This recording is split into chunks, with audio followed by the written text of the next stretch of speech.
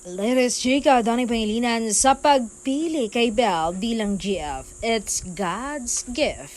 Donnie kay Belle, regalo mula sa langit ang turing kay Belle. Feeling ng sikat na aktor ay hindi niya mararating ang estadong kinalalagyan niya ngayon kung wala ang suporta ng kanyang dyan si superstar.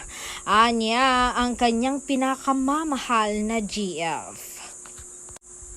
Ang nasa likod ng kanyang tagumpay bukod pa sa ginagawa niyang pagsisipag at dedikasyon sa pagtatrabaho. Sa tingin ko, nandito ako dahil pinili kong nandito ako kasama siya at kung ano man yung maging resulta nun, I think it's a God grace from God. It's God gift ang pahayag ni Donnie. Patuloy niya, malaking factor yung kanyang suporta sa akin, hindi lang sa professionally but also personally.